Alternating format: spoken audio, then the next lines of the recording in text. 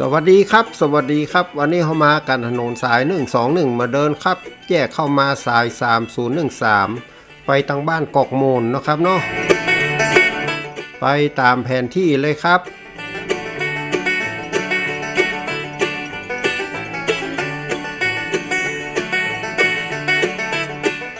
เข้ามาตามถนนนะครับ3013ก็มาติ๊กๆนะครับเข้ามาก็จะหันหัวสีขาวๆมีประตูทางเข้าเนาะแต่วันนี้เขาอ้อมประตูทางเข้าหันมาก่อนครับเขามาทางวันออกนะครับทางนี้ก็จะมีลานโล่งสามารถจอดรถได้หลายกันนะครับทางหน้าก็มีต้นช้ำช้าร่มรื่นเนาะทางด้านนี้นะครับเป็นด้านตะวันออกนะครับก็มีป้ายชื่อวัดอยู่เหมือนกันมีถนนทางเตียวนะครับสื่อกับหน้าวัดไป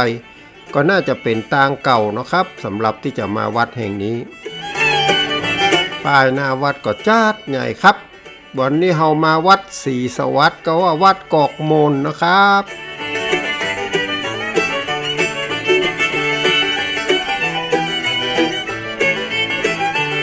เตียวมาก็จะหันสิงกู้หน้าวัดนะครับเป็นสีทองเลยครับรูปร่างก็สันทัดที่น่าดูก็คือว่าเคราเพิ่นนะครับเครายาวมาถึงหน้าอกเลยนะครับสำหรับสิ่งที่นี่เนาะ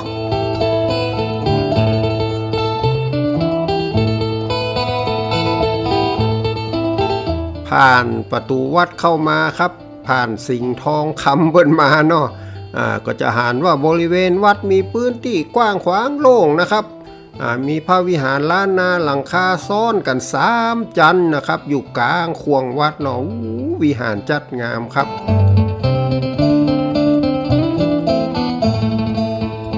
เตียวมาหน้าวิหารตั้งใต้ของวิหารนี่ก็จะมีพระพุทธรูปยืนอยู่ครับเป็นปางประธานพรเนาะตั้งลุ่มก็มีพระพุทธรูปปางชนะมารเป็นสีทองครับตั้งอยู่แห่งองค์หนึ่งอันนี้ก็เป็นพระพุทธรูปประธานพรนะครับสำหรับองค์ยืนเนาะใครได้พรเนี่ยก็มาขอนะครับเราวางพระพุทธรูปนี่กับวิหารนี่นะครับก็จะมีพระอุปคุตชนะมารนะครับพระอุปคุตองค์นี้ก็เพิ่มมาได้แงนหน้านักนะครับหมอกงามนะครับแล้วที่แปลกคำอย่างก็คือมีผมนะครับมีปลอยผมเนาะมีปลอยผมเป็นขมวดนะครับเหมือนนั้นผมพระพุทธเจ้าเนี่ยนะครับเอามากรคายนาคเปิ้นนะครับหรือว่าหมอมคายนาคเนี่ยครับรู้สึกว่าเหมือนจะอารมณ์ดีนะครับก้อยๆเหมือนเปิ้นกำลังยิ้มนะครับส่วนตรงตัวหัวตัวมอมกับพญานาคนี่ก็เป็นสีทองครับส่วนเกรดเปิ้นก็เป็นกระเบื้องเคลือบสีน้ำตาลสีเขียวอย่างนั้นนะครับตามสมัยนิยมยุคนั้นเนาะลวดลายตกแต่งหน้าบันแนบข้างอย่างนี้เปิ้นก็ใจกระจกสีมาทำเป็นลายก้านคดอ่อนช้อยนะครับ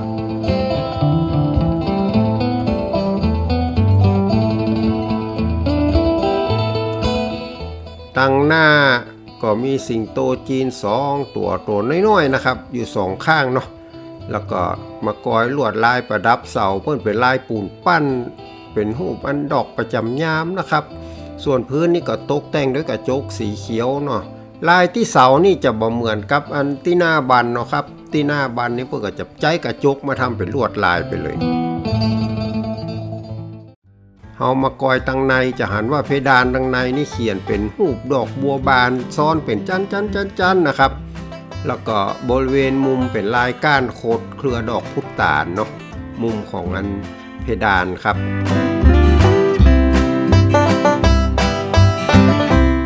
ผนังเปิ้นเป็นภาพเขียนเรื่องราวของพระพุทธเจ้าเนาะ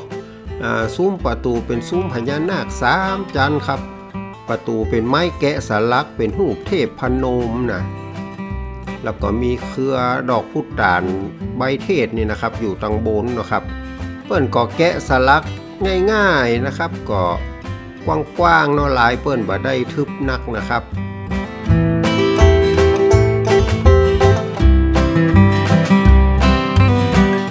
มาดูที่ประตูลักนี่ก็เป็นไม้แกะสลักรูปเทพพนมเหมือนกันนะครับ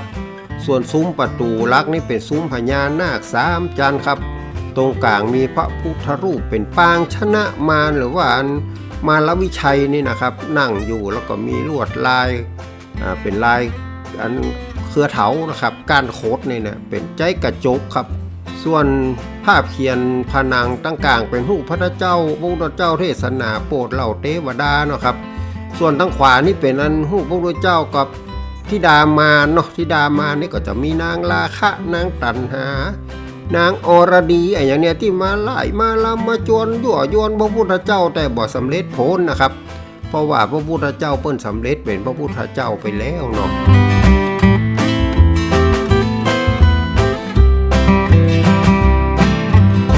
กอบประตูกอบซุ้มประตูตรงหน้าด้านข้างตกแต่งด้วยลายปูนพิมพ์นะครับเป็นลายหน้าการต่อกันนะข้างๆประตูนี่ก็จะมีพระพุทธรูปเป็นประจำวันเกิดนะครับพระพุทธรูปประจำวันเกิดเพิ่นนั้นใส่จีวรเป็นลายดอกจ้างามนะครับแต่ละองค์ปกติจะจีวรเรียบๆเนาะแล้วนี่จีวรเพิ่นมีลวดลายด้วยครับเรามีโอกาสได้เข้ามาในวิหารครับจะหันว่ามีเสาโครงสร้างเป็นเสากลมส่วนฐานเป็นดอกม่วงหงายนะครับเสาตกแต่งเป็นลายประจำยามจนเต็มพื้นที่เลยนะครับเต็มขึ้นไปทางบนก็เหมือนเป็นดอกไม้เนี่ยเนาะผนังทั้งบนนี้ตกแต่งด้วยภาพพุทธประวัติดูมาจนสุดห้องก็จะหันเป็นกุ้มพระประธานครับตั้งหน้าพระประธานนี่ก็จะมีพระแก้วมรกตจำลองเนาะสีต่างๆกันครับตั้งเรียงเป็นแลบพวกนะครับเนาะ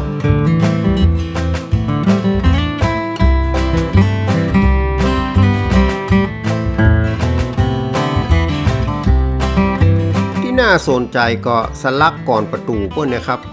ก่อนประตูหน้าต่างเพื่อนใจสลักไม้แบบโบราณแปลงไว้อย่างงามอ่อนช้อยเลยนะครับอันนี้น่าศึกษาน่าสนใจเนาะอนุรักษ์กันไว้ส่วนฐานแท่นแก้วเปิ้นนี่ใจกระจกมาประดับเป็นลวดลายนะครับกระจกเงาเป็นสีนี่ก็ประดับเป็นลวดลายดูไปเหมือนศิลปะป๊อปอาร์ตเหมือนกันนะครับพระพุทธรูปประธานเป็นปูนปั้นถึง3องค์เนาะคงสร้างตามคติมหายานนะครับที่ว่ามีอยู่3องค์กลางนี่ก็จะหมายถึงพระพุทธเจ้าโคโดมนะครับส่วนองค์ทางซ้ายทางขวานั่นก็เป็นอย่างผมก็จำบ่ค่อยได้นะอยู่สุขาวดีองค์นึงก็แหมองค์เป็ดปังอย่างหมอยาอย่างนี้ก็ครับเนาะถ้าตามมหายานของคนจีนนะครับผมก็ไม่แน่ใจว่าจะเหมือนกันก็มากอยตั้งหน้าก็จะหันว่าหน้าหมู่พระประธานนี่มีรูปเคารพของหลวงปู่โตพรหมรังสีนะครับแต่ว่า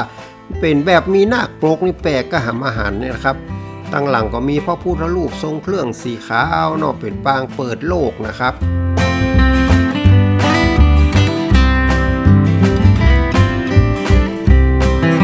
แงะหน้าขึ้นไปกอยอันบนฝาผนังด้านบนนี่ก็จะเป็น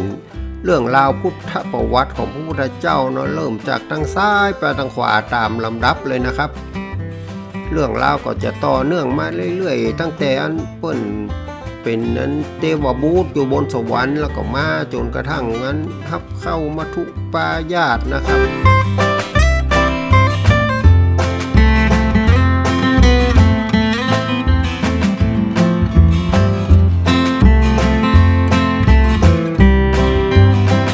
เรื่องราวนี่ก็ถ้าจะว่าแต่ก็เริ่มจากผนังหลังหน้าบันนะครับตั้งแต่ทรงเป็นเท้าสันตดุสิตเทวราชพุ่นนะครับแล้วก็มาจุติในคันมารดาเพื่อนแล้วก็ไล่ไปติ๊กๆครับบนไปเนาะบนไปเรื่อยๆเนี่ยครับตามรูปหรือเปิ้นเขียนบนอันผนังนี่ครับเกิดมาเป็นเจ้าชายก็มาศึกษาศิลปะอย่างต่างๆวิทยาการต่างๆครับ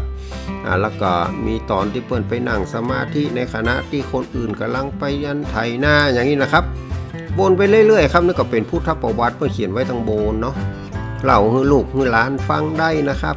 ก็เหมือนเป็นมหรสพทางวิญญาณอย่างหนึ่งแล้วก็มาดูโครงสร้างอาคารนี่ก็คล้ายๆกับแบบโบราณนะครับมีเสาฮับโครงหลังคาแบบมาตั้งไม้เนาะแล้วก็บ่มีเพดานนะครับทำรู้สึกว่ามันโล่งโปร่งนะครับสำหรับอาคารที่บ่มีอันเพดานก็เป็นแบบเมืองเฮานะครับแบบโบราณที่บ่ได้มีเพดานเป็นกระเบื้องลวดมาเลยนะครับดีไปอย่างหนูในยังจะได้บัดเตียวบัดวิ่งเล่นบนเพดานเนาะครับเนาะ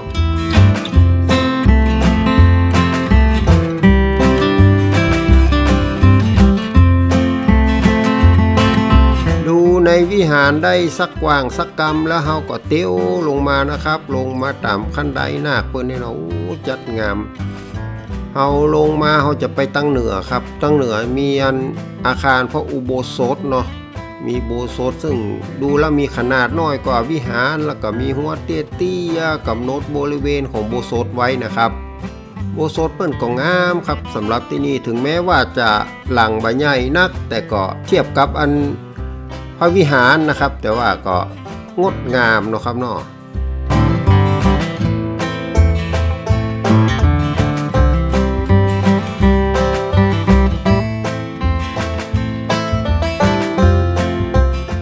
เอามาเตียวดูพระอุโบสถเปิ้นครับตั้งหน้าก็จะมีฮาวที่เป็นตัวเหงาเนาะส่วนอุโบสถนั่นก็เป็นทรงล้านนาตกแต่งไว้อย่างงดงามนะครับ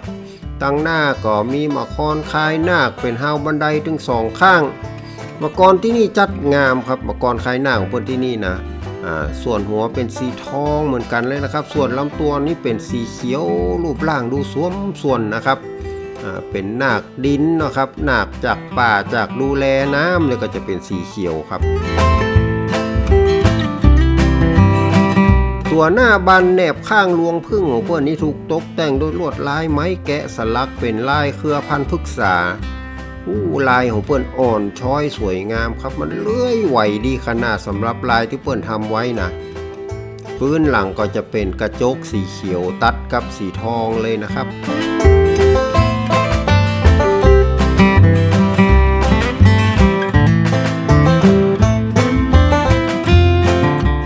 มาดูตรงเพดานเนาะเพดานหรือว่าชายคาเพดานนี่เป็นลายดอกบัวสวรรค์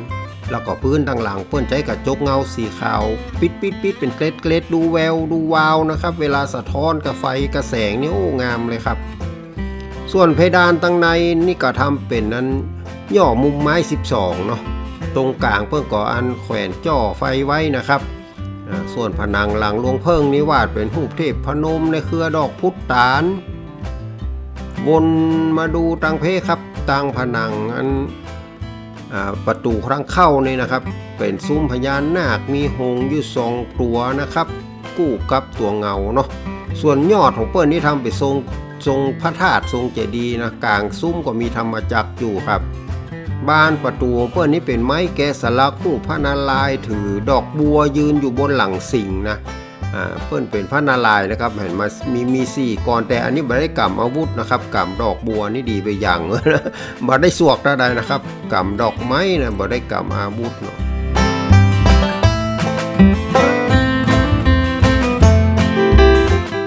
มากอยตั้งผนังตั้งข้างของเพื่อนวาดเป็นรูปเทวดาถือพระขันอยู่ในพื้นหลังสีแดงสดเลยนะครับแล้วก็มีเส้นแบ่งเขตแดนที่บอกว่าเส้นสินเทานี่นะที่เป็นโค้งไปโค้งมานี่นะครับแบ่งเขตแดนระหว่างสวรรค์นี่นะครับนอกกับที่มันเป็นโลกอื่นนี่นะครับอาจจะโลกมนุษย์โลกอะไรก็แล้วแต่ใจเส้นสินเทานี่เป็นตัวแบ่งในจิตรกรรมไทยเฮานะครับตั้งลุ่มก็เป็นลายเชิงเนาะครับเป็นลายบัวเป็นลายเพราะว่าลายอย่างครับลายจ่อดอกนะครับเป็นลายเชิง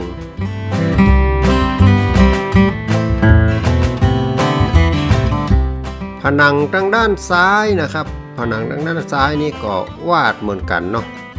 วาดเป็นเทวดาด้านนี้นี่ถือหอกผมก็เลยบ่แน่ใจว่าเทวดาทั้ง2ตัวนี้เพื่อนจะเป็นท้าวจตุโลกบาลหรือเปล่านะครับเนาะส่วนบนยอดพุ่นนะครับก็จะมีเทวดาเหาะมาเนาะครับเหาะมาไหว้พระธาตุพระเจดีย์นะครับ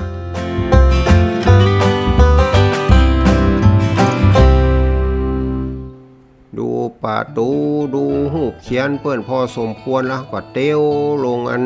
โบสถนะครับวันนี้เข้าบ่ได้เปิ้นปิดไว้เนาะครับเตี้ยวลงจากโบสถมาตั้งเหนือเนาะเฮาก็มากอยตั้งข้างโบสถจะหันว่าซุ้มหน้าต่างของเปิ้นเป็นโครงพญานาคครับตกแต่งด้วยลวดลายปูนปั้นแบบล้านนาจนยิบระยับหน่อยนะครับเป็นปูนปั้นแล้วก็มีกระจกสีติดไว้ตัวเนาะ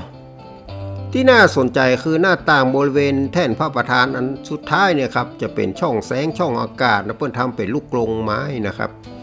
หลังวิหารเพื่อก็ตกแต่งลวดลายไว้อย่างสวยงามนะครับบริเวณที่เป็นเสาเป็นหน้าแนบเป็นรวงพึ่งอย่างนี้นะครับ เอาก็เตียวมาก้อยตั้งข้างวิหารกับข้างโบสถ์เทียบกันดูนะครับศิลปะเขาจะดูแตกต่างกันอันบานหน้าต่างเป็นไม้แกะสลักรูปเทวดาขี่ม้านะครับส่วนบนเป็นเถาดอกไม้เนาะสำหรับอันโบสถ์ครับเดินผ่านระหว่างวิหารแล้วก็โบสถ์นี่ก็ทำให้เห็นความแตกต่างของลวดลายอาคารนะครับคงจะเป็นเรื่องของยุคสมัยที่สร้างตัวนะครับทำให้มีความแตกต่างเตียวมาจนแผ่วทางด้านวันตกนี่ก็จะเห็นว่ามีหอระฆังสองชั้นทรงปราสาทตั้งอยู่แล้วก็มีพระธาตุสีทองนะครับอยู่ตั้งหลังพระวิหารเลยครับสำหรับพระธาตุสีทององค์นี้เนาะ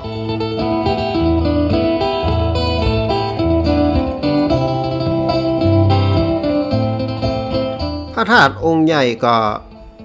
รูปร่างองค์ใหญ่นะครับรูปร่างเรียบง่ายมีพระธาตุองค์น้อยเป็นบริวารอยู่โดยรอบนะลักษณะของ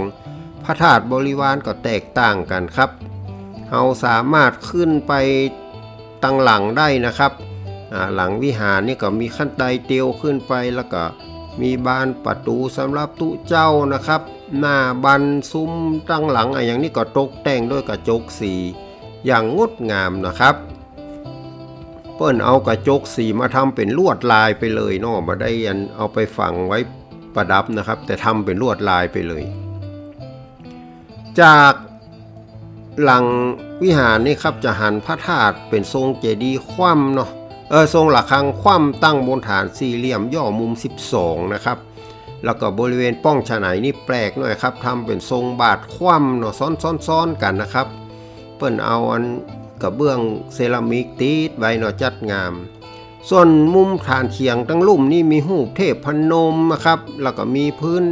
ทางเดินโดยรอบแล้วก็มีหัวเตี้ยกั้นเป็นบริเวณของพระธาตุหรือพระเจดีย์นะครับพระธาตุหรือพระเจดีย์บริวารก็เป็นนั้นพระธาตุจำลองจากสถานที่ต่างๆนะครับเป็นพระธาตุประจำปีเกิด12นักกษัตริย์อีกครับเนาะมีของหลายๆที่นะครับบางที่ก็ฮู้จักบางที่ก็บ่ฮู้จักเปิ้นก็เขียนชื่อกำกับไว้เหมือนกันนะครับต้องไปเดินไปอ่านไปดูว่าจะเป็นอะไรอย่างองค์นี้ก็จะเป็นประจำปีเกิดปีงัวก็ครับเนาะแม่นละครับปีฉลูนะเปิ้งงัวของวัดลำปางหลวงครับอันนี้เป็นพระธาตุวัดลำปางหลวงก็จะมีลักษณะอย่างอี้เนาะเอาออกมานะครับมาถนนทางวันตกบริเวณมุมหัวจะมีรูปปั้นพระพรหมนั่งอยู่บนแท่นบนนะครับแล้วก็เตียวตามถนนตั้งนี้มาที่เฮากายไปตั้งแต่กำแรกนั่นนะครับก็จะหันว่าด้านนี้ก็มีประตูมีป้ายชื่อวัด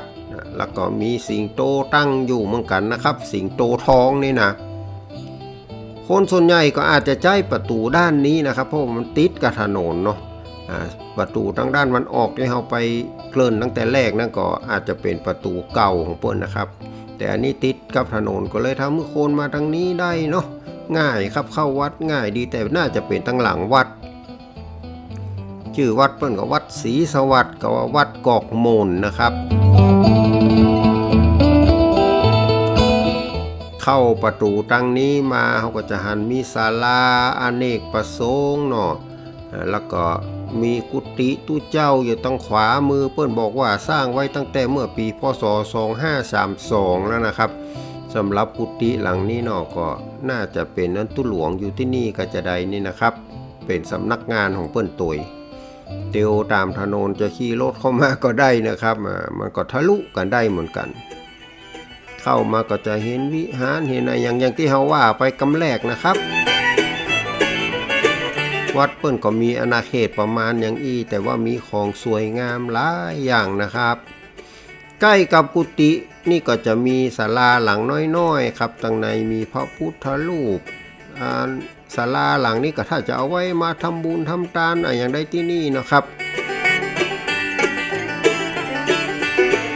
พระธรรมนี่ก็เป็นสีเป็นสวัสดิ์เป็นมงคลยิ่งสำหรับผู้ประพฤตินะครับให้ได้มีสุขห่างจากทุกข์นั่นแหละนะครับวันนี้ก็ขอทุกท่านมีสุขสวัสดีจากลุงตีโวครับสวัสดีครับ